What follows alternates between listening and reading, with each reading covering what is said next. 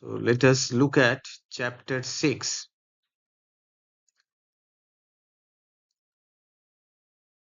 Okay, so till yesterday, I had completed the critical analysis of till chapter 5, I think. So let us move on to chapter 6.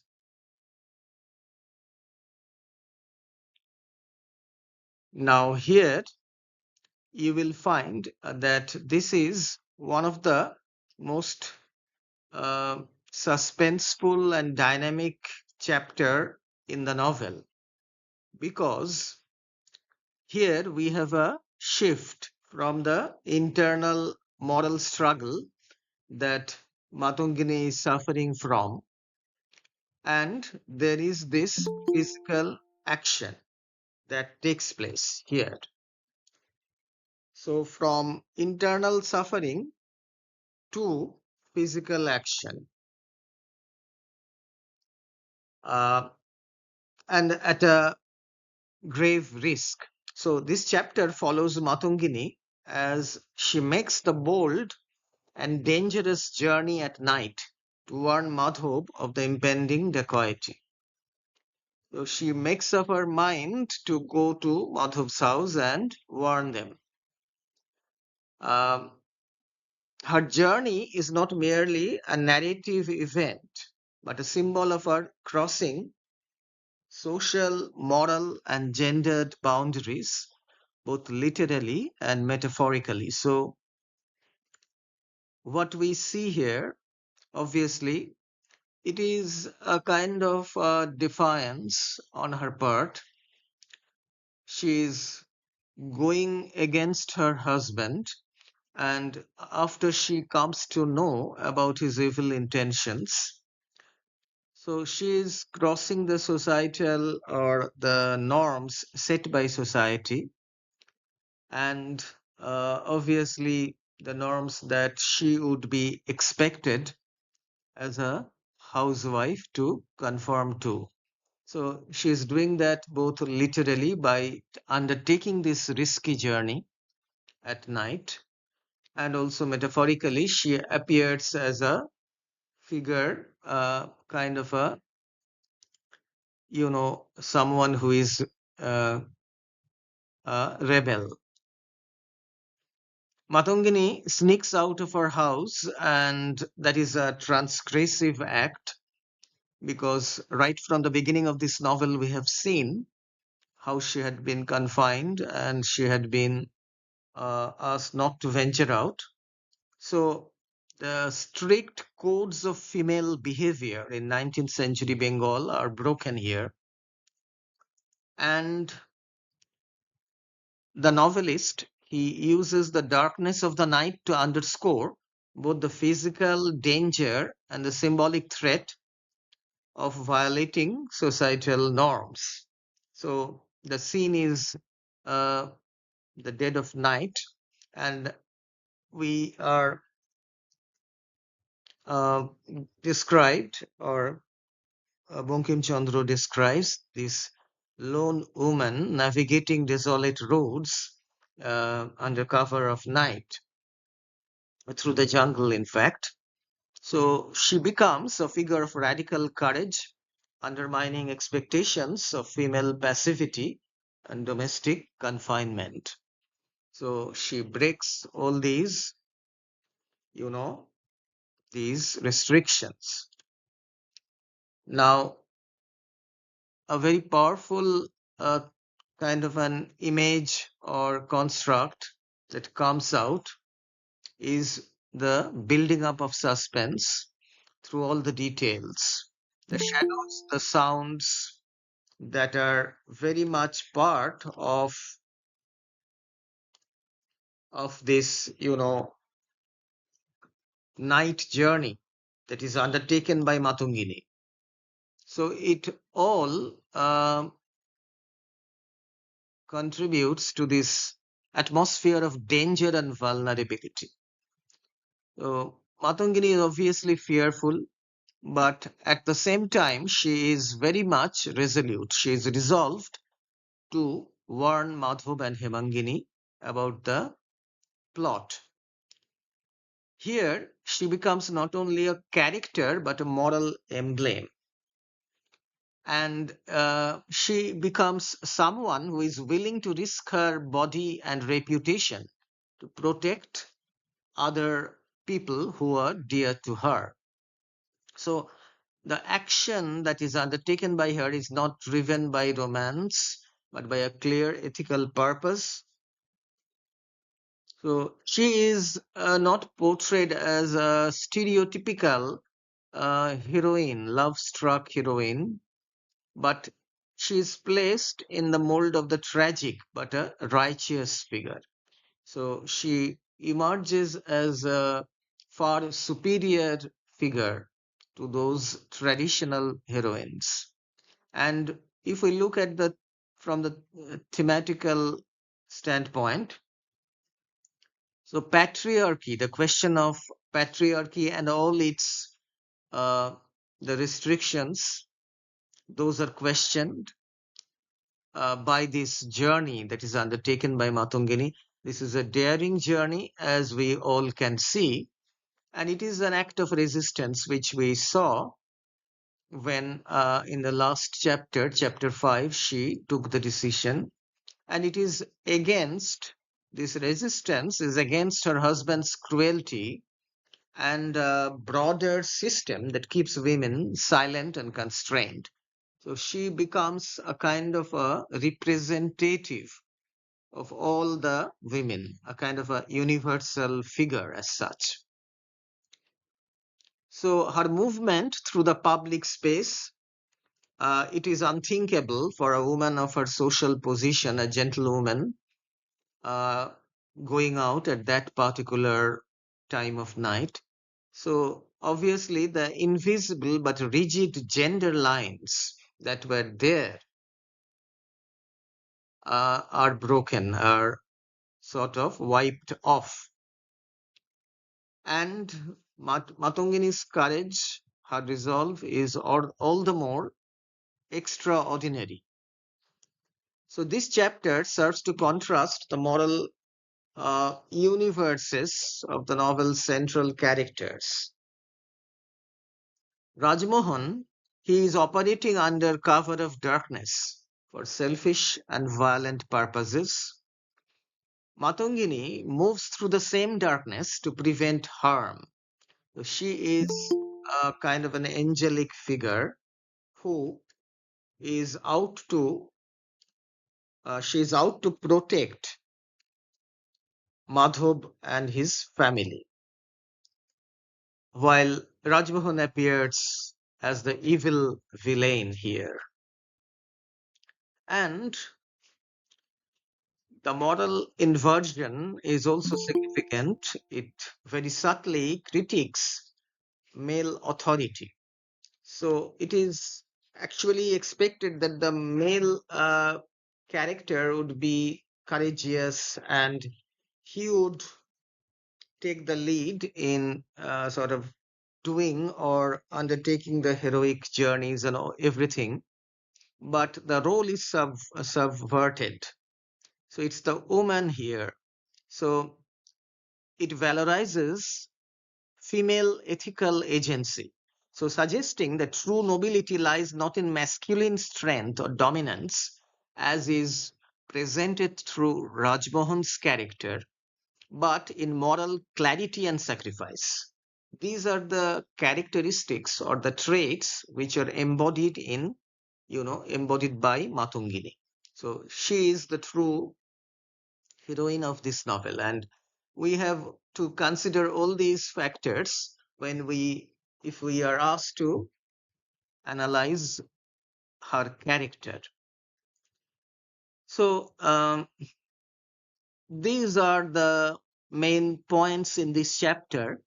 And if we look at the prose that is employed by the novelist, it is of course vivid and a kind of a cinematic prose, because the description is like the movie that is unfolding before us. And Bankim Chandra, obviously, he is influenced by the Victorian novelists of his time, and the pace of the novel moves in this way in this chapter.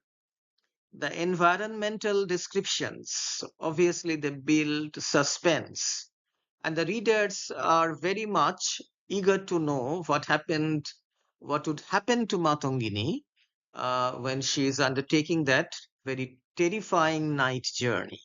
So the suspense is built up. And the internal monologue is not very prominent here, but the physical description, it is highlighted here. So because Matongini is now acting in the outside world rather than just reflecting on what to do. So she has taken her decision. There is nothing more to, ponder over. And it is now the time for her to act. So if we summarize this chapter, chapter 6, we can conclude that it is a key moment in the novel's narrative and thematic development. So Matongini emerges as a rare and radical heroine. She is, in fact, in line with the active heroines of Bankim Chandra's other heroines, though they appear in the Bengali novels. They all are brave, morally resolute, emotionally complex. So the later novels, uh, if you have read any of the novels, you will come across such powerful portrayals of the heroines. So Matangini is kind of she's a kind of, shows the way, you can say, though it is in an English novel. So the possibilities of female agency. So the journey is a kind of a showcase for the possibilities of female agency in colonial Indian fiction. And obviously the it is a challenge, a very uh, you know powerful challenge, uh, which challenges the foundations of the social order where she has to inhabit, where she is there. So this is chapter 6, and it is highly significant if we look at the context of the novel as such. Now let us move on to the next one, that is chapter 7. Now chapter 7, of course, it continues the momentum of Matungini's midnight journey, and it builds upon the suspense that was so powerfully established in the previous chapter.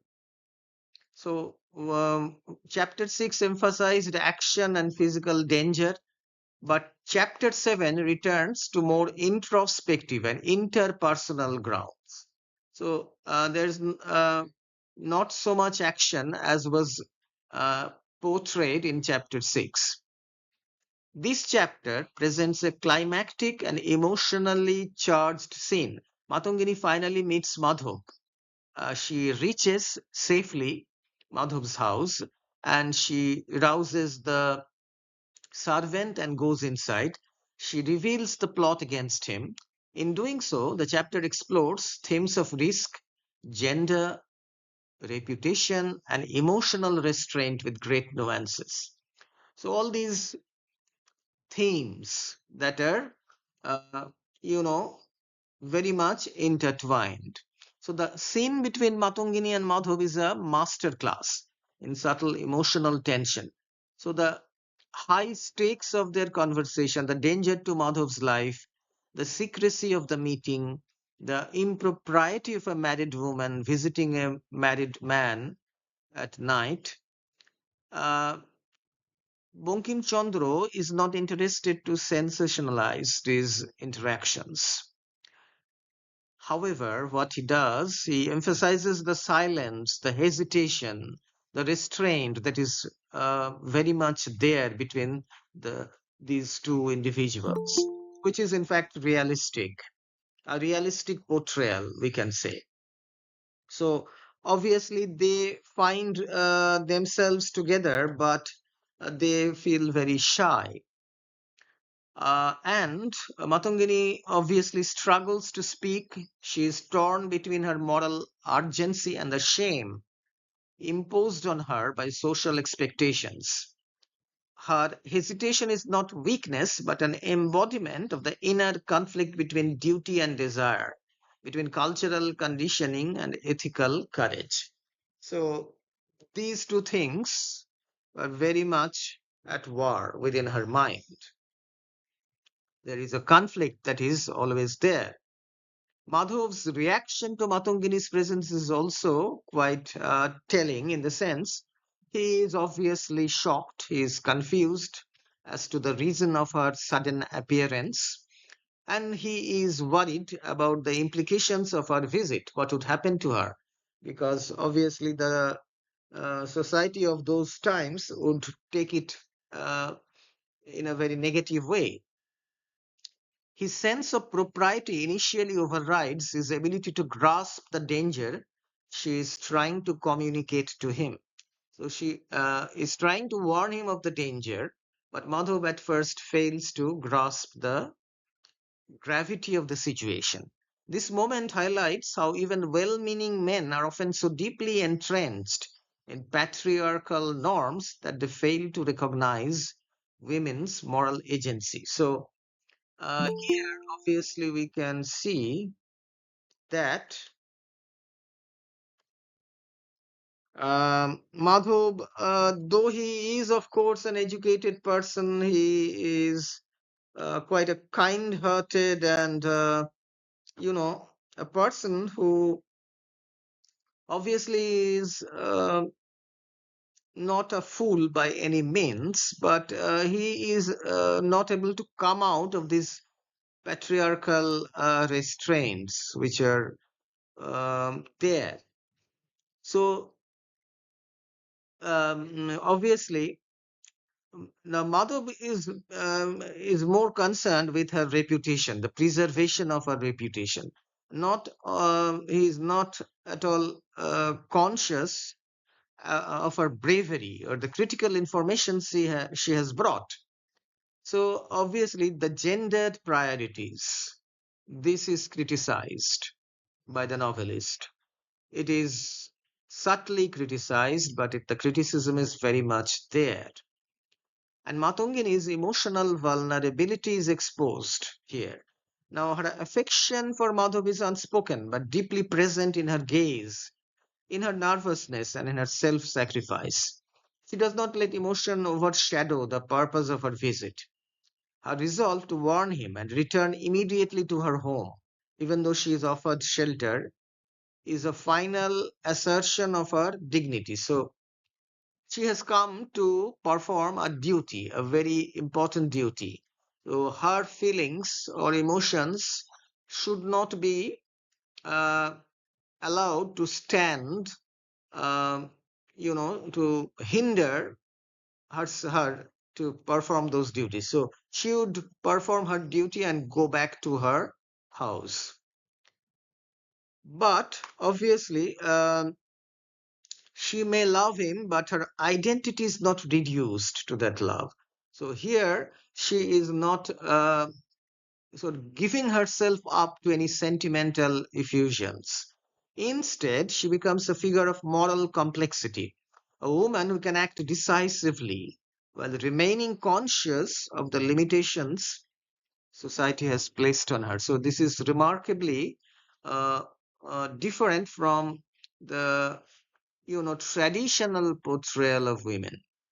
So, given her age, she is very young, and her position, everything, it is remarkable the way she acts here, and finally is able to, you know, thwart the danger, the impending danger. So, uh, we can say that chapter 7 of Rajmohan's wife, it is obviously making use of the contrasting characters. Matungini, on the one hand, she is a frail young woman, if you think of the physical power, but her mental power, her courage, her resolution, everything is far superior to any male character. So, for example, Rajmohan, her husband, he is a powerful person. The dacoits, they are also powerful in an evil way. They use their power for betraying people, for bringing about, violence, disruption. But Matongini is doing exactly the opposite. So Bankim Chandra inverts the moral order, placing ethical strength in the hands of the socially weaker character. So that is Matongini. There is a moral realignment here. So the roles are subverted. So prose, if we the prose style, it has a quiet intensity. The conversation that Matongini has with Madhav, here Bankim Chandra uses pauses, hesitations, silences to bring about a sense of reality and, of course, to heighten the emotional atmosphere. So the emotional atmosphere has to be grasped by his readers. The setting is night. So that is another factor to contend with. And the moral darkness through which Matongini has to pierce through that darkness. So the weight of Matongini's actions, it is lingering in the reader's mind. The readers, we as readers, we feel very sorry for Matongini and we are anxious to know what would happen to her when once she goes back to her house. And obviously, her husband is a person who is not going to, uh, you know, behave in a very civil manner when it comes to know about her role in, disrupting his evil designs. So here, in chapter 7, we can notice a deeply human moment, the intimate, conflicted, morally profound. So the interview between Matongini and Madhav. So Matongini's ethical courage, emotional restraint, obviously, we have to say this again and again as the novel progresses.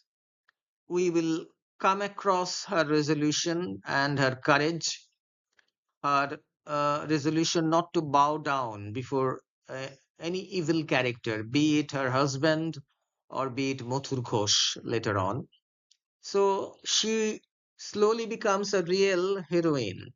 The novel's thematic and narrative universe is dominated by this one young woman. So this is chapter 7. Chapter 8. Uh, Now, as I am analyzing these chapters, obviously we can see that we would be able to sort of understand Matongini's character, Rajmohan's character, Madhav's character, the setting, the kind of a novel that Bankim Chandra wrote in English for the very first and the last time, and the conflict that is building up, and how Matongini's character goes through a development. So let us move on to chapter 8 here. And obviously, Matongini's journey ends with her coming back. So the consequences of Matongini's decision to warn Madhav about the dacoity and the tension between her actions and the society's harsh judgments. So the novel's thematic exploration of loyalty, betrayal, and social consequence reaches a kind of a pivotal point. And the chapter opens with an escalating sense of danger as the plot to rob Madhav's house is nearing execution. So the tension is palpable as Matangini's fear and resolve are magnified by the impending threat. The urgency of the situation is underscored by her single-minded determination to protect Madhav, but there is also a creeping awareness of the personal cost involved in her actions. So though she is guided by her this higher, resolution or thinking to protect Madhav, she obviously cannot but think about the consequences of her actions. So Bankim Chandra is attentive to the moral and emotional consequence of each choice. He is very attentive to these things. And he uses chapter 8 to highlight the tension between private morality and public expectations. So, what the public would expect, the society of those times, they would expect in that village, Radhaganj village, and what kind of morality that was expected privately. So that should be adhered to, but it was not adhered to by the heroine of the novel. So, chapter 8, we can understand, or we are given a glimpse of Matangini's internal struggle. Uh, she has already taken the step of warning Madhav, and her guilt and self awareness do not dissipate. So, um, it is a strange situation. So she is fearful of being discovered by Rajmohan, as well as the consequences, what would happen. And Bankim Chandra does not allow Matangini to emerge as a purely heroic or flawless figure. She remains morally complex, reflecting the complicated reality of resistance within a rigidly patriarchal society. She is an emblem of resistance. Her courage is not without fear. She is courageous. That is obviously that goes without saying. But there is a kind of a fear that is mixed in this courage. A sense of duty to Madhav and justice exists alongside her deep fear of the repercussions on her marriage and reputation. What would happen if her husband comes to know? And this chapter also further develops the relationship between Matungini and Madhav. Madhav's reaction to her warning is one of gratitude, but also confusion. So he's obviously um grateful that Matungini has undertaken this risky journey to come to his house and warn him. He is overwhelmed by the realization that Matungini, a married woman, has taken such a dramatic step for his sake. He remains concerned about her safety and the social scandal that may arise from her actions.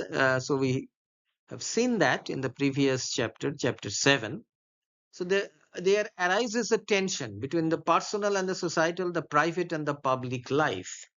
So this is also one of the main themes of this novel.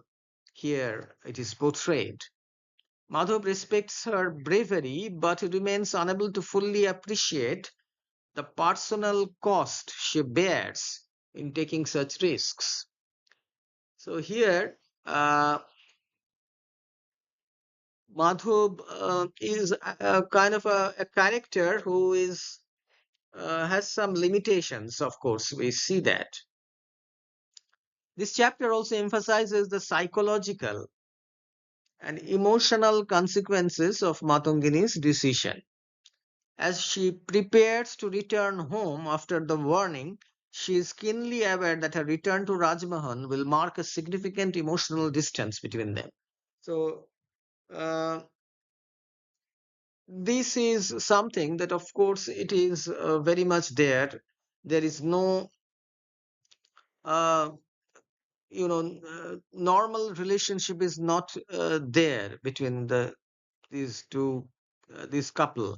So this awareness serves as a poignant commentary on the nature of our marriage, one which is built on social obligations, and it is dominated by Rajmohan's authority rather than love or mutual respect. So it is a very sad situation for her.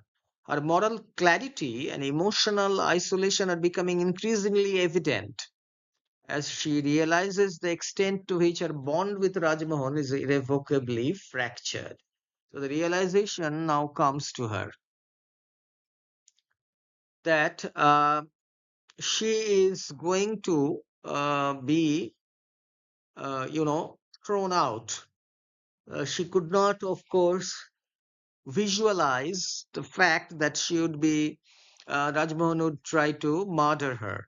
So obviously, she could not think about that. But what she could um, sort of apprehend or sort of think that what that would happen to her, expect that she would be socially lost. So these are the themes in chapter 8. And now, if we look at the stylistic viewpoint, from the stylistic viewpoint, Bankim Chandra continues to develop his mastery of suspense and emotional depth. The tension in this chapter is conveyed not through direct confrontation but through the psychological intricacies of Matangini's actions and thoughts. Bankim's use of indirect action, Matangini's emotional isolation, her fear of discovery, and her quiet resistance creates a rich narrative that remains deeply engaging despite the absence of overt action. So, all these things are very deftly done by Rajmohan. I'm so sorry, it's by Bankim Chandra. So the novelist shows all these things. Chapter 8 is a critical moment, therefore, in this novel, bringing into focus Matangini's internal and external conflicts to the forefront. It underscores a transformation into a morally complex agent and emphasizes the personal and societal stakes of her actions.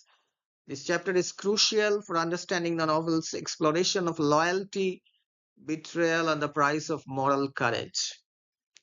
So, these things were very much important during those times, during Bankim's times. And Bankim is going to show all these things.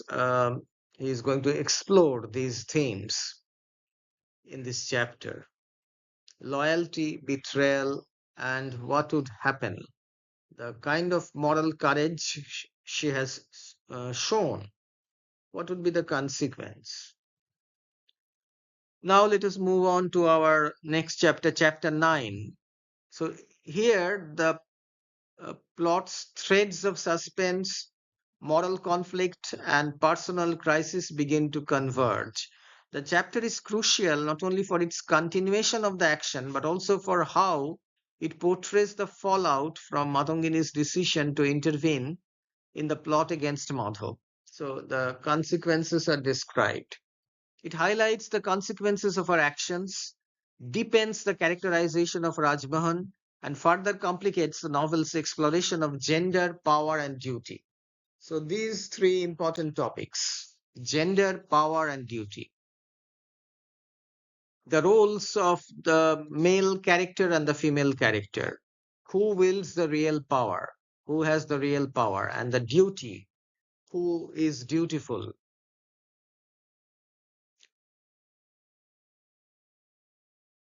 Therefore, as we can see, this chapter opens with a sense of foreboding.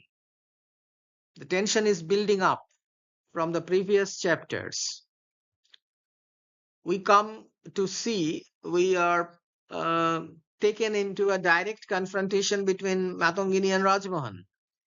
And now, Matangini, who had been a bit passive till now, she has to face the reality of a rebellion. And Rajmohan's reaction to Matangini's actions reveals his true character in a very startling way. His anger, jealousy, and suspicion highlight his moral corruption. And his reaction to Matangini's decision is the antithesis of what might have been expected in a marital relationship, based on love or mutual respect. So it is totally different. Rajmohan's rage is rooted not in concern for her safety, but in his own wounded ego and sense of betrayal. So the fact that he has been betrayed by his wife, by, you know, disobeying his dictates and going out to Madhav's house. So the true dynamics of their marriage are obviously brought out, and Rajmohan is portrayed as a deeply flawed, egocentric character who is driven by selfishness and an unyielding sense of control, and he is also an extremely unfeeling and cruel character. So Rajmohan's character is obviously very vividly portrayed here by Bankim Chandra. The chapter also underscores the theme of emotional and moral alienation within marriage. So this couple, they are emotionally and morally alienated. Matangini has acted out her part with moral clarity and selflessness. So she has done everything out of not gaining anything, and she has to face the cost of her defiance now. So Rajmohan obviously is not going to show her any sense of respect. So her relationship with Rajmohan was already founded on inequality and exploitation, and it is now irrevocably broken. Nothing can mend it anymore. Rajmohan's sense of possessiveness, it is not genuine concern or affection for his wife. So it is prompted by his heart pride, kind of egoistic behavior. He is morally bankrupt, and that is contrasted with Matangini's moral courage. It is very sharply focused on by the novelist. And Matangini here shows a very quiet resilience. She does not beg for her life or anything like that when Rajmohan is almost going to kill her. But she shows quiet courage and resilience. Another important thing is that this chapter expands on the role of women in a patriarchal society dominated by men. Matangini's emotional strength in the face of Rajmohan's cruelty further positions her as an emblem of silent resistance. She does not respond to his verbal attacks with a direct confrontation. So whatever he is saying, she is not replying to these words. He is enduring everything silently. Bankim Chandra presents this endurance not as a submissive kind of a action, but a strategy of quiet strength. We can look at Matangini's capacity for self-control here that comes out to the fore. Her ability to withstand Rajmohan's verbal and emotional abuse. It becomes a form of resistance in itself. So, how Matangini resists her husband's cruel behavior and hard words. So, it is a powerful statement on the endurance of women, particularly in the face of unjust authority. So, Rajmohan is like a person who exercises absolute authority over her. But Matangini has a quiet strength which can destroy that authority. Bankim Chandra also begins to shift the narrative focus towards social repercussions. Rajmohan's anger towards Matangini is not just a personal conflict, it becomes a public issue. As the situation escalates, there is an increasing sense that Matangini's defiance will have far reaching consequences, not only for her own life but for the wider community. So she would have to face the consequences. The boundary between private marital discord and public scandal grows thinner. It becomes thinner and thinner. And the social dynamics that govern women's behavior becomes more visible.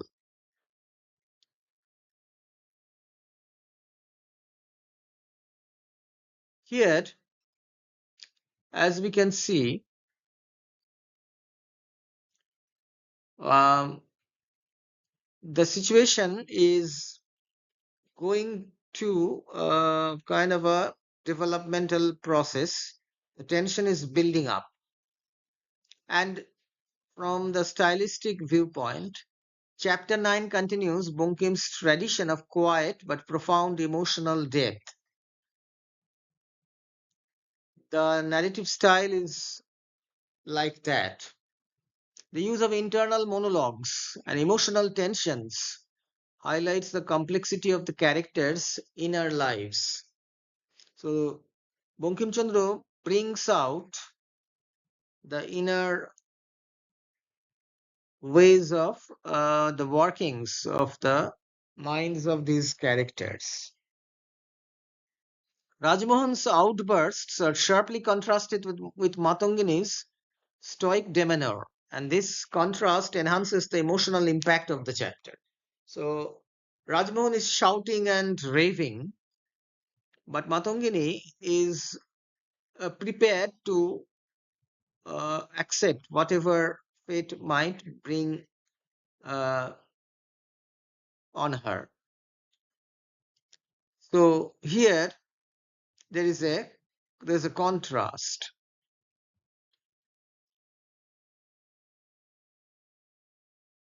and this enhances the emotional impact of the chapter 9. So we can conclude by saying that chapter 9 is significant in advancing the novel's central themes of power, resistance, and moral duty. It portrays the collapse of Matangini's marriage as a direct result of her moral choice. So her marriage collapses because of her own choice. It showcases her courage and quiet resistance in the face of Rajmohan's cruelty.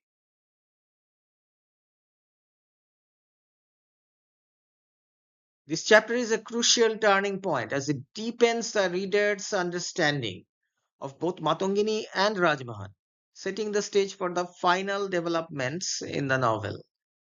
So the two characters are brought uh, together in conflict with each other, and both these characters are sketched with a lot of skill. So the readers, they can better understand, you know, the situation, the development of the characters. Uh, Let us move on to chapter 10. Chapter 10, it marks a significant moment in the novel's narrative and emotional trajectory.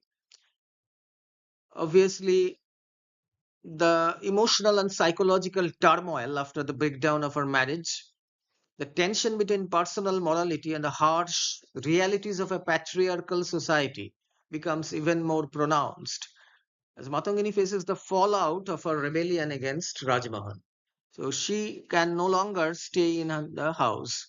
Matangini experiences the aftermath of her decision to warn Madhav about the dacoity. So the emotional distance between her and Rajmohan has grown insurmountable. She begins to grapple with the enormity of her isolation. She is totally isolated. Bankim Chandra portrays Matangini's internal conflict with a lot of sensitivity and nuance, revealing her sense of guilt and the weight of her choices. She remains morally steadfast in her actions. She is burdened by the realization that her marriage has been irreparably damaged, that she can understand. The emotional gravity of this chapter lies in Matangini's quiet suffering as she contemplates the cost of her moral courage and the reality that her actions may have left her permanently estranged from her husband. So a final separation is effected. Rajmohan's increasing hostility towards Matangini adds to the chapter's intensity. His rejection of her, coupled with his growing cruelty, underscores his complete moral degradation. His anger is not just a personal vendetta against his wife's disobedience, but a reflection of his inability to reconcile his selfishness with any sense of ethical responsibility. His treatment of Matangini shows his disregard for her humanity,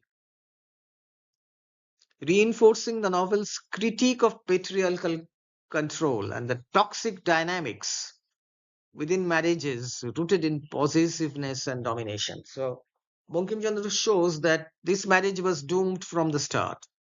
It was based on possessiveness and domination rather than love and respect, self respect, mutual respect. So, obviously, the disregard for Matangini as a human being, that is very much there. Matangini's emotional resilience becomes even more apparent. She endures the cruelty without breaking down, internalizing her pain and suffering rather than seeking revenge or openly confronting Rajmohan. This quiet endurance, which Bankim Chandra emphasizes throughout the chapter, is a poignant form of resistance. It is a silent resistance. Matangini is not portrayed as a martyr in the conventional sense. Rather, her strength lies in her ability to navigate her suffering without losing her moral compass. Uh, Her internal fortitude, coupled with her unwavering commitment to doing what is right, elevates her beyond the typical female character of the time, offering a radical definition of female agency. So, that obviously is important here. So, the theme of isolation and alienation are central to this chapter. Matangini finds herself alienated and isolated. Her decision to protect Madhav may have been motivated by a sense of moral duty, but she finds herself increasingly cut off from both her husband and the society around her. Her actions place her in an uncomfortable space between two worlds. The one she once inhabited as a dutiful wife, and the one she can never fully enter due to her defiance of social norms. So she is in a kind of a limbo, in a in between state. This alienation forces Matangini to confront her identity in new ways as she navigates a world where her moral clarity distances her from those who are bound by the constraints of patriarchy. She has been able to transcend that, but not all the people. This chapter, chapter 10, so it continues the novel's exploration of gender dynamics, particularly the notion of a woman's moral authority in the face of male dominance. Matangini's quiet resistance, though powerful, is isolated. Her inner strength is not immediately recognized or celebrated by the society around her. However, her actions create a subtle form of subversion as they challenge the traditional narrative of a woman's role in the domestic sphere. So she is not performing any traditional womanly role. Her courage, while personal, speaks to broader questions about the nature of womanhood, social justice, and the possibilities, the justice, uh, sort of these broader questions are there. The nature of womanhood, social justice, possibilities for female agency in a repressive society. The society obviously is extremely repressive and oppressive, and she has to defy that society in order to break through. In terms of the style, Bankim Chandra uses a more reflective tone in this chapter, which mirrors Matangini's psychological and emotional state. So, obviously, the inner workings of her mind are portrayed. The pace slows, allowing readers to immerse themselves in her inner world. So, the readers, from the action of the previous chapters, the pace becomes slow because the readers are taken into her mind, and the prose reflects the heaviness of her thoughts and the emotional weight of her situation. So the prose matches her thoughts. So concluding, if we want to conclude here, obviously it is a crucial chapter for emotional reckoning for Matungini. It depends the novel's exploration of female agency, moral resilience, and the impact of patriarchal structure on personal lives. So, the detrimental effect of patriarchal structures. So, the chapter highlights the emotional cost of Matangini's moral choice, reinforcing her position as a character who stands as a moral compass in a world where ethical integrity is often in conflict with social expectations. So, her ethical integrity, what she does is obviously right. It should be done. But as she is a woman, that is the problem. So if it had been done by a man, there would have been no problem. But it is a young woman who goes out from her husband's house, defying his, uh, instructions, and she goes and visits another man. So this is at the dead of night. So this is a gross violation of the societal norms, and that is portrayed. And what would be the consequence? That is delved on or described by the novelist here. So we have done from chapter 6 to 10, and I hope that you have followed, and these critical analysis will help you to understand the novel better, and obviously write the answers to the questions that might be set.